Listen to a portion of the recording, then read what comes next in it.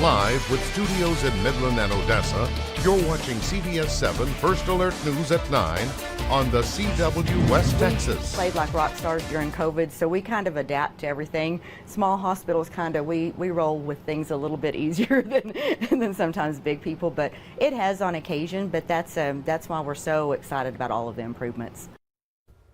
The Ward County Commissioner's Court approved $7.5 million that will fund renovations to Ward Memorial Hospital. What this means to the community coming up in just a few minutes on CBS 7 News at 9. Good evening. Thanks for joining us for CBS 7 News on the CW, and thanks for joining us live on the CBS 7 YouTube. I'm Alexandra Macia. We start tonight with a developing story. The city of Odessa will undergo $42 million of utility improvements. Mayor Javier Joven says the project is aimed at improving the accuracy of the city's water meters, leak detection, increasing water capacity as the city grows, and improving water pressure. The overhaul of the city's more than 43,000 water meters will improve the accuracy of usage readings. Currently, meters are off by about 10%. As the meter readings improve, some customers may see an increase in their bill. It costs money to provide those services. And if we want to continue to simply turn on that faucet and have that water on demand, we have to pay for that.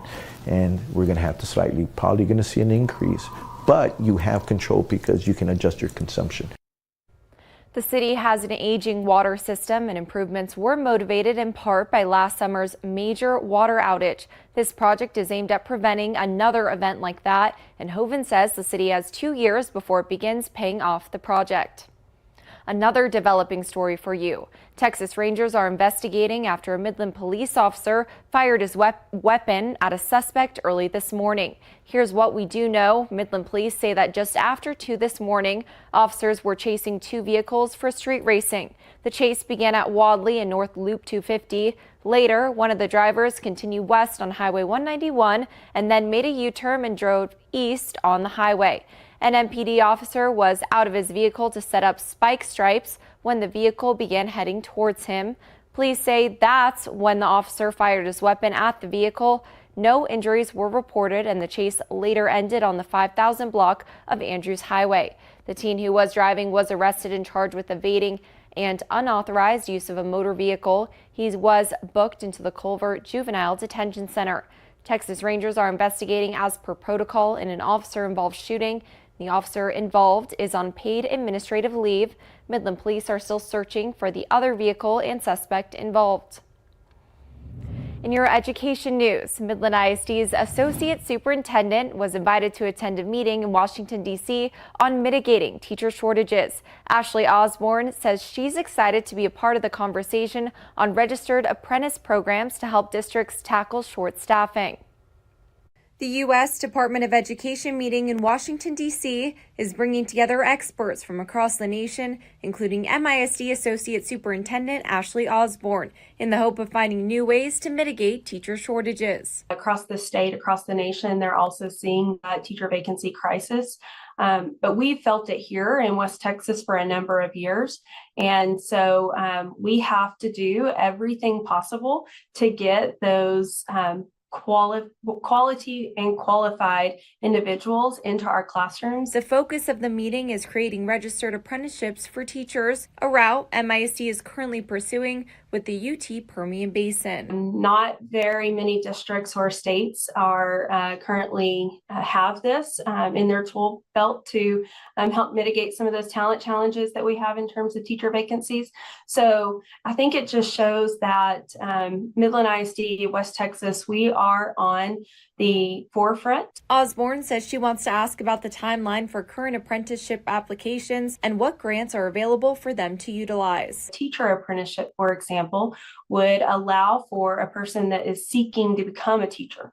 So they're going through getting their bachelor's degree, pursuing certification to actually work with highly effective teachers. The meeting takes place on July 27th. Excited to be able to represent Midland ISD, West Texas, and then also the National Center for Grow Your Own. Do owe a lot to them.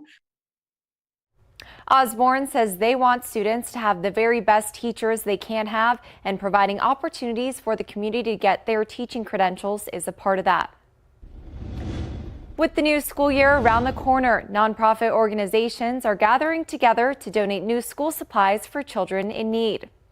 The Rainbow Room is aiming to supply about 450 backpacks by July 29th for foster children. They also need clothing for small children. While some organizations are buying school supplies from stores, they also need help from the community. We don't want the child to go to school on the first day of school, even though they're in CPS, they're in foster care. These are things out of their control. We don't want them to go there and not have new school supplies. The Downtown Lions Club are supplying as much as they can to help the parents to make sure that every student is prepared for the first day of school, and you can help out by donating supplies to the Lions Club before July 29th. And it's time to take a look at weather. Chief Meteorologist Tom Teeferteller is here to tell us what we can expect. Tom? Well, a little more heat's in the forecast, but it's not going to be quite to the levels that we have seen, as we're going to be below 100, it looks like, by the weekend. Today, topped out around 101 degrees out at the International Air and Spaceport, 104 in Big Spring, 102 in Odessa. Also hot out towards Pecos. The hot spot was up to 112 down towards Rio Grande Village this afternoon, so we are starting to see a little bit of improvement, and not too bad this evening. Mid to lower 90s out there already across the Permian Basin, but still a hot 97 in Monahans and triple digits down along the river at the present time, as southeast winds have been gusty again today, and that continues to be the case, especially here across the lower Trans-Pecos. So a little bit of breeze till about midnight tonight. Now here's the payoff from this weak front that's going to move through. We're going to see slightly milder temperatures, especially coming up on Saturday, but then back to the warm stuff next week. I've been here for quite a while, and I've been a citizen my entire life here, so this is so important for not only the nursing staff, but just the population in general, just so we can get updated, and everything is going to be so much better. And people that live in Ward County will soon see changes to their hospital. The Commissioner's Court approved $7.5 million that will fund renovations to Ward Memorial Hospital. Ward County is on a shopping spree at the moment, investing millions of dollars towards its baseball fields, parks, and now their hospital. Ward Memorial Hospital is over 40 years old. These new changes will help expand the 25 patient rooms to make them even bigger. This project has been in the works for years, and after receiving funding from the county and through grants, this upgrade will become a reality. It's just going to enhance the ability to serve them through, inpatient care, like I said, our swing bed program and rehabbing home, and just having those facilities that are offering that great quality care that, we aim to do. They also plan to use the money for a new HVAC system for better air filtration and infection control. Rodriguez says this is just the first stage of a master plan that the county has for its hospital. On Monday, the American Heart Association released a statement calling for further research on the risk of e-cigarettes and vapes. In the association's statement, they provided data showing the usage rates of high school and middle school students doubled from 2017 to 2019. E-cigarettes and vapes started as a way to stop smoking traditional cigarettes, but they still contain nicotine and other harmful chemicals. Other evidence presented in the statement suggests that electronic nicotine delivery systems, or ENDS products, may have a role in the development of cardiovascular diseases. With all of the ENDS products and flavors available, it can be difficult to know exactly the amount of nicotine and harmful substances that are in the products you buy. Different companies have different composition. There are almost 7,000 flavors, and even those flavoring substances also can cause much more harmful effects to your lungs. With the quick growth in usage among students, schools across West Texas, including Midland and Ector County ISD, have banned e-cigs and vapes, but unfortunately, they still get used. It is pretty frequently at our middle and high schools, and so there is just always a disciplinary consequence assigned to that. And we are currently working with our guidance and counseling department to work on more preventative measures and educating students on the use of vapes. Research on the long-term effects of vaping is minimal, so it is best to err on the side of caution and to be aware of the substances you are taking if you choose to use vapes. Today is Small Business Summer Thursday, and this story is going to make your mouth water and your eyes water. Hash browns and high hopes started as a way for Chelsea Franklin to make some extra money, and it soon became a favorite for Midlanders in the know with fresh, inventive breakfast food. The business took off, becoming her full-time job. I'm so sorry. I'm tearing up right now. I would have told myself that I was crazy, that there's no way that's going to happen. That's not, no, we're still going to be working somewhere for somebody. And to look back there from now, like, it's just, I am so thankful. You can catch the full story on Hash Browns and High Hopes coming up tonight on CBS7 News at 10. And don't forget to tune into Small Business Summer every Thursday.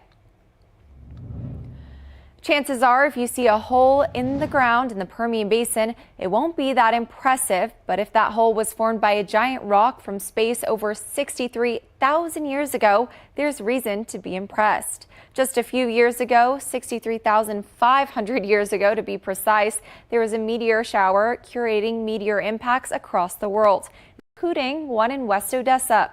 Over time, erosion has deteriorated the impact site. So today, all that remains in a tiny portion of what it originally looked like. And then over time, we went from 40 feet to now we're somewhere between 6 to 8 feet deep, depending on where you're standing in the crater. If you want to visit this site before dirt fills it back up, mark your calendars because you have anywhere between 30 to 100 years. For more information on this crater crash site, including the effects it had on the Permian Basin, you can visit our website at CBS7.com. Now for a look at today's top headlines shown here in real time with real viewers on CBS7.com. See all these stories and more by downloading our app or visiting our website at CBS7.com. And still ahead, someone won the $1 billion Powerball jackpot. Spoiler, it wasn't me, and we don't know who it is, but we do know who sold it to them. That's next on CBS7 News at 9.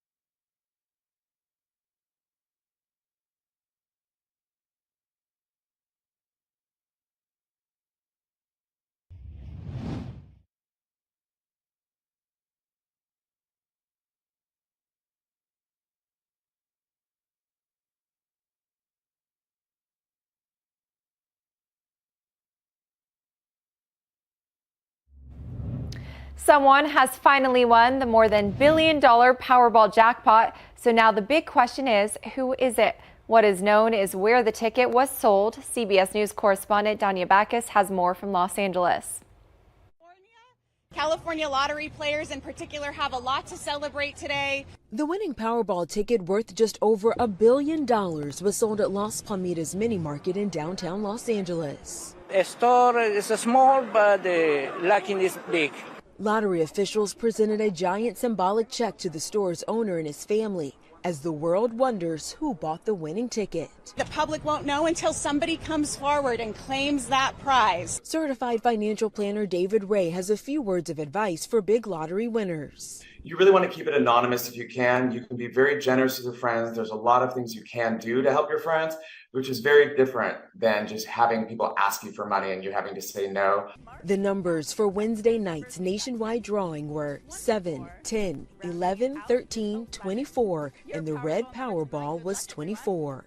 Whoever picked all those numbers defied staggering odds of 1 in 292.2 million. Players are more likely to be struck by lightning, be attacked by a grizzly bear at Yellowstone National Park, or become president of the United States.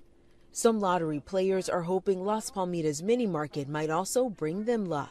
I said I'm gonna go down to the store where this is the good energy, positive energy, where the next it could win again. California holds the record for the largest Powerball jackpot ever, more than $2 billion in a drawing last November.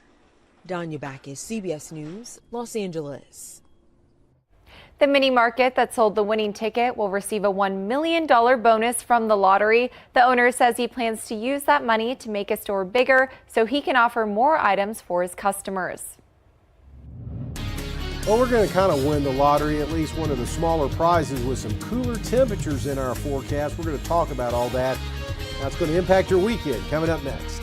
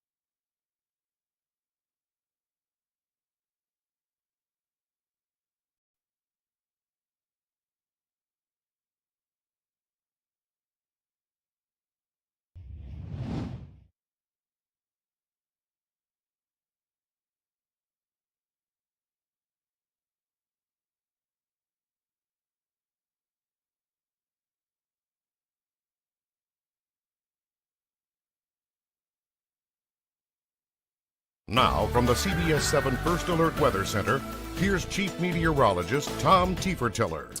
Well, as we take a look at this outlook, what we are looking at here is the temperature forecast for the next 90 days. And this comes from the National Weather Service. They have a division called the Climate Prediction Center, and it is showing that we are going to see well above average temperatures, about the top of the scale, indicating about 10 degrees above average temperatures for the most part here across the southwest U.S. This is primarily the location of that area of high pressure we've been dealing with. So it looks like this weather pattern is really not going to change until maybe October at the earliest, according to that forecast. Now, that's a forecast, and that can always change a little bit. But I can tell you right now, looking at the forecast for at least the next 3 weeks, we're going to be dealing with that area of high pressure causing plenty of heat. Now, not too bad right now, still in the mid 90s here at the 10 o'clock hour, I should say 9 o'clock hour across the area, as we are seeing some winds, a little blustery, but overall a pretty quiet evening. Now, that area of high pressure has been kind of moving to the west just a little bit. It's kind of stretched out and weakened just a bit as a trough of low pressure is developing across the eastern U.S. What that means for us is more of a northwesterly flow in the upper levels, and that's going to drag some of the showers, thunderstorms that form up off the mountain areas into portions of West Texas. And it may drag a weak cool front down and drop us out of triple digits for at least one day coming up this weekend. You can see where the thunder showers have really blown up this evening and moving off to the east and southeast there across Colorado, Kansas, and into parts of the Texas Panhandle. As temperatures are still hot, still looking at 101 in around El Paso, Phoenix, 115. Now the West Texas Futurecast, again, we have it on the state level here, showing you that we are going to be dealing with most of the scattered showers, thunder showers moving off to the east and southeast, but more developing and taking a more of a southeasterly turn as we move in towards tomorrow. That's what's going to drag this front down and across the area early on Saturday. And again, we'll see a little bit of a change in our temperatures. Rest of tonight, pretty warm out there, only the upper 70s to mid 70s on the overnight lows. Triple digits tomorrow, but not quite to the levels that we have seen. And again, there's the big change with that front, dropping us down around 96, 97 for the high across the central Permian Basin coming up on Saturday, but it's going to be very short-lived. That front washes out, and we are going to be looking at more triple-digit heat building back in next week. Thousands of pop culture fans are in San Diego for the start of the 2023 Comic-Con, but they're missing some key features of the event. How the Hollywood strike is affecting the convention, next on CBS7 News at 9.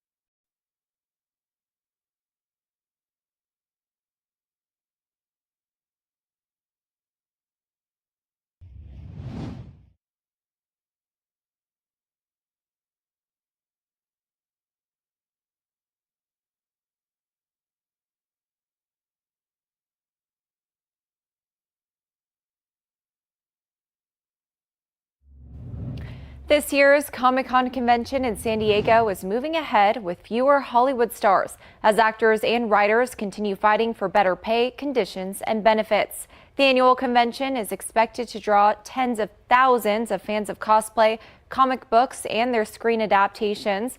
But ongoing strikes by members of the Writers Guild of America and the Actors Union, SAG-AFTRA, have announced the cancellation of more than 24 panels where actors and writers typically promote upcoming projects. Hollywood has had a lot of bombs the last couple of weeks, and you'd think they really would want to take advantage of this, but they all pulled out. At first, we only had like 4 studios not going, which I didn't think was that big of a deal because I've been covering Comic-Con for 8 years, and there's always a few. But as of last week, as soon as the actors announced they were going to go on strike, just about everybody pulled out. Organizers say fans still have a lot to look forward to, including the expansive exhibit hall and the camaraderie. San Diego Comic-Con runs through Sunday. And still ahead, Popeyes is now offering girl dinner. We'll tell you what it entails next.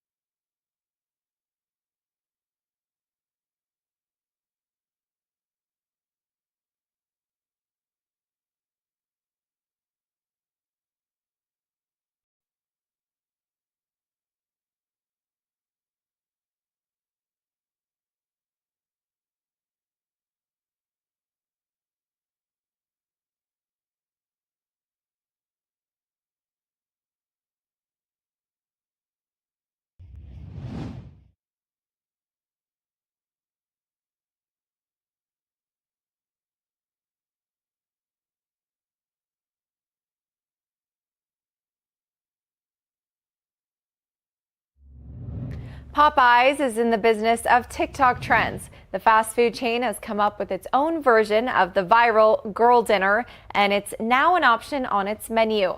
Tom, have you heard of this? The girl dinner is basically a personal snack plate comprised of existing ingredients in the fridge and pantry. Popeyes' take on it is a variety of side dishes that have to be ordered individually, like mashed potatoes, fries, and biscuits, and the special girl dinner tab is only available on Popeye's website. You know, Tom, I might order this. I'm not gonna lie. I'm glad you explained that. For a minute there, I thought you had to have something in the fridge to go along with it. Anyway. No, yeah, it does. It kind of makes sense, though. Well, Popeyes is always on the cutting edge. Remember a couple of years ago, everybody standing in line, riding over chicken sandwiches. So. I know. Thinking ahead, hopping on the trends and these TikTok trends. I mean, people follow them. Yeah, so maybe the next big thing. You never know. Yeah. For us, the next big thing is 97 degrees on Saturday, because that will be out of triple-digit territory, and we need a break. We've had about 12 straight days at or above 100 degrees, so we might break that streak for a little while, but it looks like plenty of heat on the way next week and maybe a little bit of a break the following weekend. But overall, though, things look hot and above 95 degrees all the way into August. Thanks for watching CBS 7 First Alert News at 9.